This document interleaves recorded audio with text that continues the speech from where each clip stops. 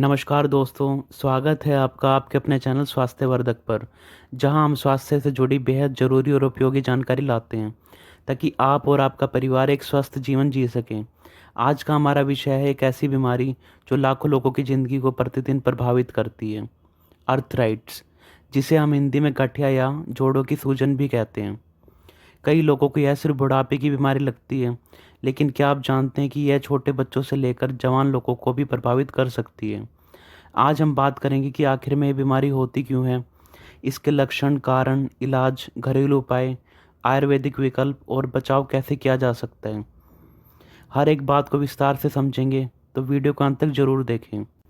दोस्तों, अगर आप इस चैनल पर नए हैं तो चैनल को सब्सक्राइब करें, वीडियो को लाइक करें और इसे अपने दोस्तों के साथ शेयर करें। तो दोस्तों, जानते हैं अर्थराइट्स क्या है। अर्थराइट्स शब्द दो हिस्सों से मिलकर बना है। आर्थो जिसका मतलब है जोड़ और आइटिस जिसका मतलब है सूजन। यानी अर्थराइट्स का सीधा मतलब है जोड़ों की सूजन। यह कोई एक बीमारी नहीं है, बल्कि यह 100 से भी ज़्यादा प्रकार की बीमारियों का एक समूह है जो हमारे शरीर के जोड़ों और आसपास की संरचनाओं को प्रभावित करता है। इसमें दर्द, सूजन, जकड़न और मूवमेंट की परेशानी शामिल होती है।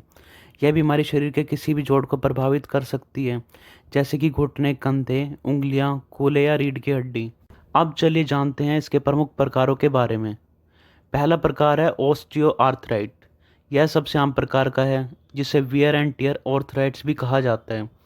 इसमें जोड़ों के बीच की कार्टिलेज यानी कि गद्दी घिस जाती है, जिससे हड्डियां एक दूसरे से रगड़ने लगती है। आमतौर पर यह घुटनों, कूल्हों, हाथ और रीढ़ की हड्डी में होता है। यह बढ़ती उम्र के साथ आम हो जाता है।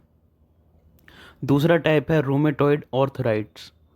यह एक ऑटोइम्यून डिसऑर्डर है, जहाँ शरीर की प्रतिरक्षा प्रणाली गलती से अपने ही जोड़ों पर हमला करने लगती है। इससे जोड़ों में सूजन, दर्द और समय के साथ जोड़ खराब हो सकते हैं। यह हाथों, पैरों, कलाइयों आदि में आम है। तीसरा टाइप है गाउट। यह एक विशेष प्रकार की गठिया है, जिसमें यूरिक एसिड के क्रिस्टल जोड़ों में जमा हो जाते हैं। यह बहुत तेज दर्द और सूजन का कारण बनता है, खासकर अंगूठे के जोड़ में। चौथा टाइप है सोरियाटिक ऑर्थराइट्स। यह सोराइसिस के रोगियों में देखने को मिलता है, जिसमें त्वचा के साथ साथ जोड़ों में भी सूजन हो जाती है। पांचवा टाइप है जोवेनाइल ऑर्थराइट्स। यह बच्चों में होने वाला ऑर्थराइट्स है और यह बच्चों की हड्डियों के विकास को प्रभावित कर सकता है। ऑर्थराइट के लक्षण व्यक्ति से व्यक्ति में अलग अलग हो सकते हैं, लेकिन कुछ सामान्य लक्षण होते हैं, जैसे जोड़ों में दर्द, जो चलने, खड़े होने या किसी गतिविधि के समय बढ़ जाता है। सूजन, प्रभावित जोड़ लाल और सूजा हुआ दिख सकता है।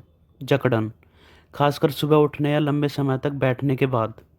चलने या चलने फिरने में कठिनाई, थकान और कमजोरी। हल्का बुखार, विशेषकर रूमेटाइड ऑर्थराइट में। इन लक्षणों की अनदेखी करना आगे चलकर जोड़ों की स्थायी क्षति का कारण बन सकता है। दोस्तों, अब जानते हो ऑर्थराइट्स होने के पीछे के कारण। ऑर्थराइट्स होने के पीछे कई वजह हो सकती हैं, जैसे उम्र बढ़ने के साथ साथ जोड़ कमज़ोर होने लगता है। इसके अलावा वंशानुगत कारण, यदि आपके परिवार में किसी को यह बीमारी है तो आपको भी होने का खतरा अधिक बढ़ जाता है। इसके अलावा हार्मोनल बदलाव, विशेषकर महिलाओं में शरीर पर ज़्यादा भार, मोटापा जोड़ों पर दबाव बना देता है। पुरानी चोट या जोड़ पर अधिक दबाव, इन्फेक्शन या ऑटोइम्यून रोग, गलत खान पान और निष्क्रिय जीवन शैली। अगर आपको ऊपर बताए गए लक्षण लंबे समय से महसूस हो रहे हैं तो आपको डॉक्टर से जांच कराना बहुत ज़रूरी है। ऑर्थराइट्स के निदान में ये टेस्ट करवाए जाते हैं, जैसे फिजिकल एग्जामिनेशन, जिसमें सूजन, जकड़न और दर्द की जांच की जाती है। इसके अलावा ब्लड टेस्ट, एक्सरे, एमआरआई या फिर अल्ट्रासाउंड, जो कि जोड़ों के भीतर की स्थिति देखने के लिए किए जाते हैं। इसके अलावा यूरिक एसिड टेस्ट, गाउट की पुष्टि के लिए। अर्थराइट्स का इलाज उसके प्रकार और गंभीरता पर निर्भर करता है। यहाँ हम कुछ दवाइयों की बात करने वाले हैं, जिन्हें आपको अपने डॉक्टर की सलाह से ही लेना चाहिए। पहली दवाई है एनाल्जेसिक्स, जो दर्द कम करने के लिए ली जाती है। दूसरी दवाई है एनएसएआईडीज, जो कि सूजन और दर्द दोनों को कम करने के लिए ली जाती है। तीसरी दवाई है डीएमएआरडीज, जो कि रूमेटॉइड ऑर्थराइट्स में जोड़ों को नुकसान से बचाने के लिए ली जाती है। चौथी दवाई है कॉर्टिकोस्टेरॉइड्स, जो कि तीव्र सूजन को कम करने के लिए ली जाती है। इसके अलावा आपके पास फिजियोथेरेपी का भी विकल्प है, जो कि जोड़ों की एक्सरसाइज, स्ट्रेचिंग और स्टिफनेस को कम करने में मदद करती है। दवाइयों और फिजियोथेरेपी के अलावा तीसरा विकल्प आपके पास सर्जरी का है। जब दवाइयों से राहत ना मिले तो जोड़ों का रिप्लेसमेंट यानी कि नी रिप्लेसमेंट किया जाता है। चलिए दोस्तों, अब हम जानते हैं कुछ घरेलू उपाय और आयुर्वेदिक चिकित्सा। भारत में बहुत से लोग घरेलू उपाय और आयुर्वेद पर भरोसा करते हैं। हम आपको यहाँ कुछ उपाय और घरेलू चिकित्सा के बारे में बता रहे हैं।